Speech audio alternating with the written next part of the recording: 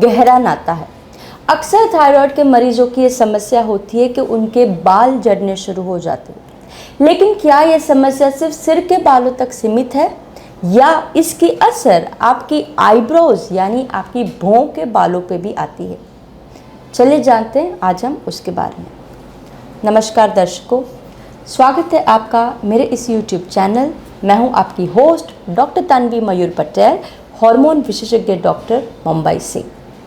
तो थायराइड की समस्या जो है ना, ये बहुत ही ज़्यादा कॉमन हार्मोन की प्रॉब्लम है और अक्सर मरीजों की बहुत सामान्य समस्या है उनके सिर के बालों का झड़ना। अब सिर के बाल क्यों झड़ते हैं, उसके कैसे ख्याल रखने चाहिए, इसके पहले ऑलरेडी मैंने 2 वीडियो बनाए हैं। आप चाहे तो उस वीडियो को देखिएगा, आपको बहुत ज़्यादा अच्छे से समझ में आएगा। लेकिन आज हम बात करने वाले खास एक ऐसे टॉपिक के ऊपर जो शायद से बहुत सारे लोगों को पता है, बहुत लोगों को पता नहीं भी है, और वो है थायराइड की असर आपके आईब्रो यानी भौं के बालों के ऊपर। देखिए, क्योंकि थायराइड की समस्या मर्दों के मुताबिक महिलाओं में थोड़ी ज़्यादा होती है और यही महिलाओं की चेहरे की खूबसूरती बढ़ाती है आपकी आईब्रोज। और अगर आईब्रो पे उसकी इम्पैक्ट आती है तो भी कहीं ना कहीं कॉन्फिडेंस पे उसका असर आता है। तो क्या वजह से भौं के बाल कम होते हैं और सबसे इम्पॉर्टेंट इसको कैसे ठीक किया जाए उसके बारे में आज हम बात करेंगे। तो देखिए, ये जो समस्या है ना, इस समस्या को हम मेडेरोसिस के नाम से जानते हैं या तो हम इसको हाइपोट्राइकोसिस के नाम से भी जानते हैं। यानी ये दोनों सिचुएशन एक ही है जहाँ पे आपके आईब्रोज के बाल कम होते हैं। अभी पूरी आईब्रो इतनी ज़्यादा कम नहीं होती, सबसे ज़्यादा इसकी असर आती है बाहरी 1/3 यानी आउटर 1/3 के असर के ऊपर। अब ऐसा क्यों होता है? देखिए, थायराइड का हार्मोन जो है ना, ये हमारे शरीर के जो भी बालों के हेयर फॉलिकल्स के लिए बहुत ज़्यादा ज़रूरी है। और जब आपके हार्मोन में गड़बड़ आती है तो ये हेयर फॉलिकल्स को सही मात्रा में थायराइड का हार्मोन नहीं मिल पाता और उसके वजह से ये नरम नाजुक पड़ने शुरू हो जाते हैं। अक्सर आपके जो आईब्रोज के बाल हैं वो पतले होने शुरू हो जाते हैं, कभी कभार वो गिरने भी शुरू हो जाते हैं। और एक साथ में बहुत ज़्यादा बाल नहीं गिरते, इक्का दुक्का बाल ही गिरते हैं और इसीलिए बहुत सी बार लोगों को इतने नोटिस में नहीं आता। अचानक कुछ महीनों पहले के अब आप आपके फ़ोटोग्राफ्स देखेंगे और फिर आप आपके नए फ़ोटोग्राफ्स देखेंगे, तब लोगों को समझ में आता है, अरे मेरे आईब्रो पहले ऐसे थे फिर ऐसे हैं, ऐसा क्यों हुआ? और इसी की वजह एक है थायराइड। इनफैक्ट बहुत सी बार मरीज़ पहली बार ही ये समस्या लेके आते हैं कि डॉक्टर, हमारे सिर आईब्रो के बाल कम हो रहे हैं और इसके वजह से हम उनके थायराइड की जांच कराते हैं। फिर हमें पता चलता है कि उनको थायराइड आया है। यानी बहुत सी बार ये लक्षण पहला लक्षण भी हो सकता है थायराइड की डायग्नोसिस आने के लिए। और बहुत सी बार अगर आपको थायराइड का प्रॉब्लम है तो ये प्रॉब्लम आना काफ़ी कॉमन हो जाता है। ठीक है, तो क्या ये प्रॉब्लम सिर्फ महिलाओं तक सीमित है? जवाब है नहीं, ये समस्या महिलाओं और मर्दों दोनों में आ सकती है। लेकिन महिलाओं के शरीर में कुछ जब ऐसे हार्मोन्स के मेजर पड़ाव होते हैं उस वक्त पे ये आईब्रो के बाल झड़ना ज़्यादा कॉमन हो जाता है। जैसे कि गर्भावस्था। देखिए, प्रेगनेंसी के दौरान आपके शरीर में थायराइड बाइंडिंग ग्लोब्यूलिन वाले एक प्रोटीन की मात्रा में परिवर्तन आता है और जिसके वजह से भी ये बाल झड़ने शुरू हो जाते हैं। उसी प्रकार रजोनिवृत्ति यानी मेनोपॉज के बाद में तब क्या होता है, अचानक से ईस्ट्रोजन हार्मोन की मात्रा कम हो जाती है और क्योंकि ईस्ट्रोजन की मात्रा कम हुई है, रिलेटिवली टेस्टोस्टेरोन यानी मर्दाना हार्मोन की मात्रा बढ़ जाती है और ये टेस्टोस्टेरोन कन्वर्ट हो जाता है DHT वाले हार्मोन। अब DHT वाले हार्मोन और आपके बालों का जैसे उत्तर और दक्षिण भारत जैसा मामला है। जैसे DHT का लेवल बढ़ता है, आपके बाल गिरने शुरू हो जाते हैं, चाहे फिर वो सिर के बाल हो या तो फिर आईब्रो के बाल हो या तो आईलैशेस के बाल हो। यानी रजोनिवृत्ति के बाद में भी महिलाओं को ये प्रॉब्लम आने शुरू हो जाते हैं। देखिए, सिर्फ थायराइड अकेला ही रिस्पॉन्सिबल नहीं है कि आपके आईब्रो के बाल यही कम करेगा, और भी बहुत सारी समस्या है। क्या है वो समस्या, कैसे उसको ठीक करेंगे, उसके बारे में हम बात करते हैं। तो उसमें सबसे पहली आ जाती है आपकी उम्र। जी हाँ, जैसे ही उम्र बढ़ती है आपके हेयर फॉलिकल्स की स्ट्रेंथ कम हो जाती है और उसके वजह से भी बाल झड़ना शुरू हो जाता है। दूसरा, हार्मोन के इम्बैलेंस। अब सबसे पहला हार्मोन इम्बैलेंस है थायराइड, जिसके बारे में हम आज बात कर रहे हैं। ज़रूरी नहीं है कि ये समस्या सिर्फ हाइपोथायराइड में हो, चाहे हाइपरथायराइडिज्म वाली भी समस्या हो तो भी ये प्रॉब्लम आता है। अब अच्छी बात ये भी है कि ये समस्या टेम्पररी है, यानी कुछ वक्त के लिए ही सीमित है। जैसे ही आपके जो भी आपका प्रॉब्लम है उसको ठीक करेंगे, ये प्रॉब्लम ऑटोमेटिकली सॉल्व हो जाता है। उसी प्रकार तीसरी कंडीशन है जिसको हम कहते हैं PCOS, यानी पॉलीसिस्टिक ओवेरियन सिंड्रोम। ये भी महिलाओं में होने वाली एक हार्मोन की बीमारी है, जहाँ पे मासिक धर्म में गड़बड़ होती है, चेहरे पे अनचाहे बाल आते हैं, हर्सिटिज्म जिसको कहते हैं, और क्योंकि शरीर में मर्दाना एंड्रोजन हार्मोन की मात्रा ज़्यादा होती है, इन महिलाओं को आईब्रो के बाल झड़ने भी काफ़ी कॉमन होते हैं। उसी प्रकार और एक समस्या है जिसको हम कहते हैं लीवर के प्रॉब्लम। देखिए, लिवर जो है ना हमारे थायराइड हार्मोन के लिए बहुत ज़रूरी है, क्योंकि लिवर का काम आपके जो थायराइड का जो हार्मोन है T4, उसको एक्टिव हार्मोन T3 कन्वर्जन में बहुत इंपॉर्टेंट रोल है।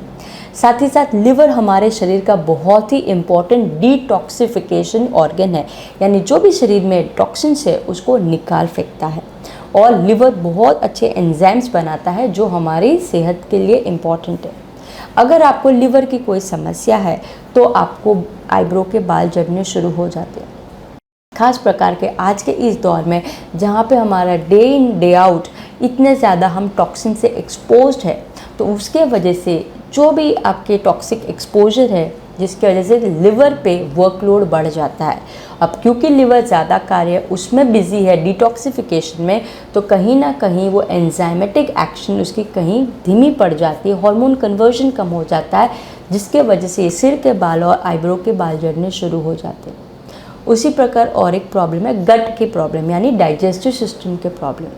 देखिए, बहुत सी बार ऐसा पाया गया है कि खास पकड़ करके जब किसी भी मरीज़ को ऑटो इम्यून वाली समस्या है तो उनको कहीं ना कहीं लीकी गट की समस्या है।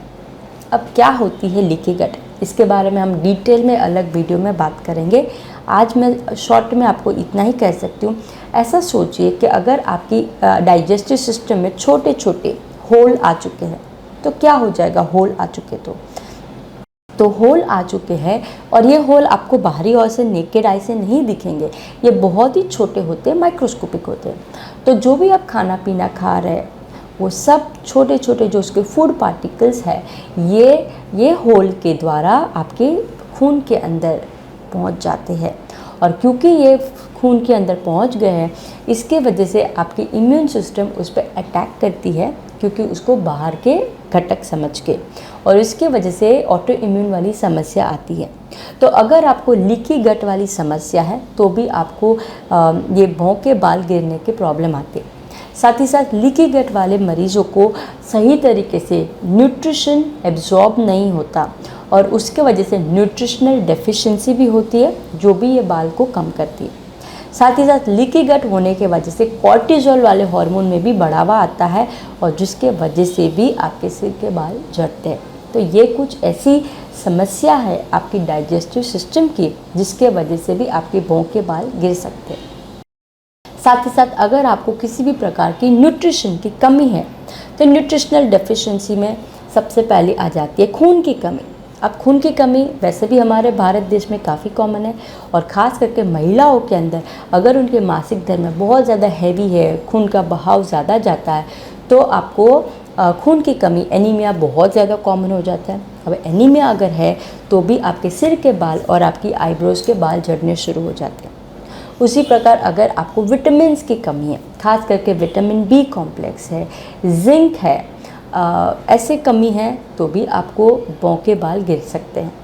साथ ही साथ फैटी एसिड की कमी है। देखिए, फैटी एसिड हमें ज़्यादा करके मिल जाता है अच्छे नट्स में से, सीड्स में से, जो बीज जो हम कहते हैं उसमें मिल जाता है। तो अगर आप वो चीज़ें कम खा रहे हैं, फैटी एसिड की कमी है, तो भी आपके भौं के बाल गिरने शुरू हो जाते हैं। उसी प्रकार कुछ ऐसी ऑटो इम्यून वाली बालों की बीमारियाँ, उसमें सबसे पहली कंडीशन आती है जिसको हम कहते हैं एलोपेशिया एरियाटा। तो इसमें क्या होता है, आपके सिर के बाल एक पैचेस में गिरते हैं और कभी कभार ऐसे पैचेस में उनके आईब्रोज के बाल भी गिरने शुरू हो जाते हैं। और कभी कभार ऐसा भी हमने पाया गया है कि बहुत सी बार ऐसे सोरियाटिक मरीजों को भी उनके आईब्रोज के बाल कम होते हैं। उसी प्रकार देखिए, बाल तो आपके आए हैं आपकी चमड़ी के ऊपर, तो अगर आपको कोई चमड़ी की ऐसी बीमारी है तो भी आपके भौं के बाल गिरते हैं। जैसे कि आपको सोरियासिस हो या तो फिर आपको एटोपिक डर्मेटाइटिस है, तो ऐसी अगर चमड़ी की बीमारी है जहाँ पे आपको बार बार खुजली हो रही है, चमड़ी में इन्फ्लेमेशन हो रहा है, सूजन आ रही है, तो भी रैशेस आ रहे हैं, तो भी आपके भौं के बाल गिरेंगे और आईब्रोज का लैशेस का कम होना बहुत ही कॉमन पाया जाता है। अगर आपको बायोटीन की कमी है तो भी आईब्रोज के बाल गिरते हैं।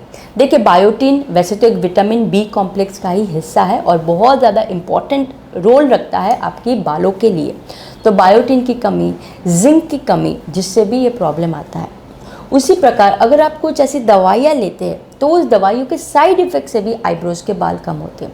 उसमें सबसे पहले वेल्प्रोइक एसिड, यानी ये एक दवा जो है खास करके एंटी कन्वर्जन के तरीके से इस्तेमाल की जाती है। बहुत लोगों को एपिलेप्सी जैसी प्रॉब्लम होती है, कपकपी आती है, तो वैसे केसेस में इसको इस्तेमाल किया जाता है।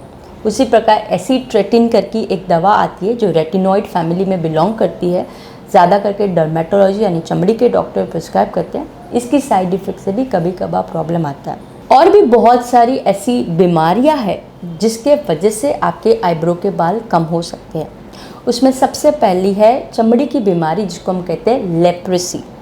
उसी प्रकार सिफिलिस वाली बीमारी है, और आपको कोई प्रकार के कैंसर है जिसके सार्कोइडोसिस है, एमिलोइडोसिस है, या तो फिर आपको कभी रेडिएशन हुआ है, या तो आपको कभी जलन हो गया था, तो भी आईब्रो और आईलैश के बाल कम हो सकते हैं। और एक साइकाइट्रिक बीमारी है जिसको हम कहते हैं ट्राइकोटिलोमेनिया, जहाँ पे मरीजों को अक्सर आदत होती है आईब्रो और आईलैश के बालों को खींचने की, और कभी कभार उनको पता भी नहीं होता कि उनको ये आदत है। तो ट्राइकोटिलोमेनिया की वजह से भी बहुत सारे लोगों को आईब्रो के बाल कम हो जाते हैं। यानी ये सब कुछ वजह है जिसमें भी आईब्रो के बाल और कम हो सकते हैं। ठीक है, तो अब कैसे इसको ठीक किया जाए, सबसे इम्पॉर्टेंट पार्ट है ना। तो आपको आपकी इंटरनल और एक्सटर्नल दोनों चीज़ों पे आपको ख्याल रखना पड़ेगा जिससे आपकी ये समस्या हल हो जाए। तो सबसे पहले हम अंदरूनी बात करेंगे, इंटरनल। तो क्योंकि थायराइड की वजह से ये प्रॉब्लम आता है, तो सबसे पहले आपको ये देखना है कि आपका थायराइड की समस्या आई तो नहीं है। अगर आपको थायराइड नहीं है और ये प्रॉब्लम है तो आप ब्लड टेस्ट कराइए, जानिए कि आपको थायराइड प्रॉब्लम है या नहीं है। ठीक है, अगर आपको थायराइड है, आपको पता है कि आपको थायराइड है, आप उसकी दवाइयाँ ले रहे, तो ये चेक कीजिए कि आपका थायराइड सही से कंट्रोल में है या नहीं। बहुत सी बार ऐसा होता है, मरीज़ अक्सर सेम दवा सालों साल खाते रहते, चेक भी नहीं कराते। तो ये चेक करा लीजिए कि कहीं थायराइड में तो गड़बड़ी नहीं आई है। अगर गड़बड़ी आई है तो उसको ठीक कराएं, यानी थायराइड आपका ऑप्टिमम होना ज़रूरी है। साथ ही साथ आप आपके खून में खून की कमी नहीं है वो भी चेक कीजिए। सही मात्रा में अगर आयरन नहीं रहेगा, फेरिटिन नहीं रहेगा, अगर आप एनीमिक है तो भी आपको ये प्रॉब्लम होगा। साथ ही साथ ये देख लीजिए कि आपके शरीर में कोई विटामिन की कोई ऐसी कमी नहीं है, लीवर के कोई प्रॉब्लम नहीं है। तो ये सब चीज़ों की जांच पड़ताल कराइए, देखें कि आपको ये प्रॉब्लम आई है या नहीं आई।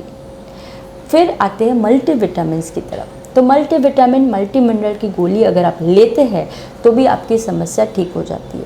आयरन लेवल कम है तो उसकी दवा आप लेंगे, आयरन लेवल ठीक करेंगे तो भी आपकी समस्या ठीक हो जाएगी। यानी ये सब अंदरूनी चीज़ है, जब तक आप उसको ठीक नहीं करेंगे आपकी प्रॉब्लम ठीक नहीं होगी।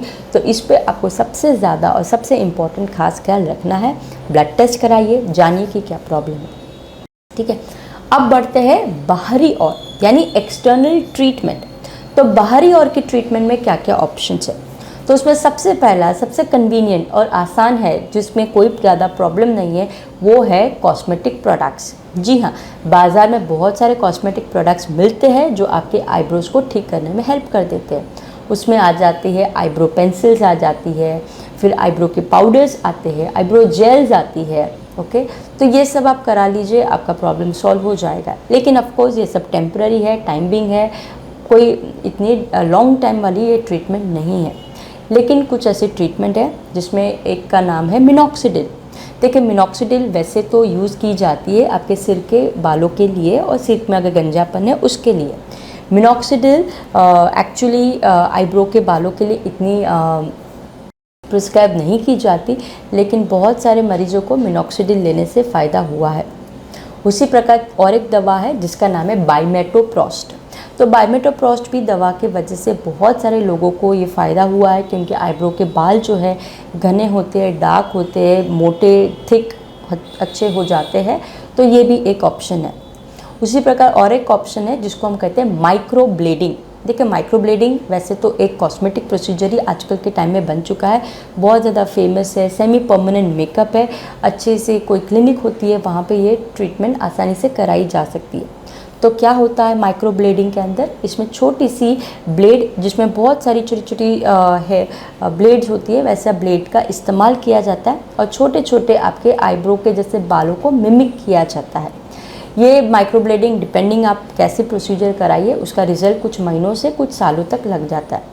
अब आपने बहुत सी बार गौर फरमाया होगा कि जो भी बॉलीवुड के और हॉलीवुड के स्टार्स हैं उन सब की आईब्रोज़ हमेशा अच्छी दिखती है और हमेशा अगर आप गौर फरमाएंगे तो उनकी आईब्रोज सेम तरीके से ही दिखती है। तो इसके पीछे ये भी वजह है कि वो ज़्यादा करके माइक्रो ब्लेडिंग वाली प्रोसीजर का इस्तेमाल करते हैं। आईब्रो से अच्छी घनी और अच्छी दिखती है और हर बार आईब्रो कॉस्मेटिक्स में मेकअप की ज़रूरत नहीं पड़ती। तो अगर आपको बहुत ज़्यादा दिक्कत है तो माइक्रो ब्लेडिंग वाली प्रोसीजर का भी आप इस्तेमाल कर सकते हैं। ठीक है, तो ये देखिए हमने ऑप्शंस ऑफ द ट्रीटमेंट। तो देखिए, अगर आपको आईब्रो के बाल झड़ रहे हैं तो सबसे पहले अंदरूनी ट्रीटमेंट कराइए, क्योंकि वो ठीक रहेगा तो हो सकता है आपको एक्सटर्नल ट्रीटमेंट की ज़रूरत ही ना पड़े। राइट, आशा करती हूँ आज के इस वीडियो के बाद में कुछ अच्छी नई सही जानकारी हासिल हुई। अगर हाँ तो लाइक बटन पर ज़रूर क्लिक कीजिए। अगर आप मेरे इस चैनल पर नए हैं, पहली बार आए हैं, तो प्लीज़ इसे सब्सक्राइब करना ना भूलें ताकि आपको ज़्यादा से ज़्यादा हार्मोन रिलेटेड जानकारी मिलती रहे। और अगर आपके कोई भी निजी पर्सनल सवाल है तो नीचे कमेंट बॉक्स में लिखिए, मैं हर एक कमेंट्स को पढ़ती हूँ, उनका जल्द से जल्द जवाब देने की भी कोशिश करती हूँ। अगली बार वापस मिलेंगे, तब तक नमस्ते।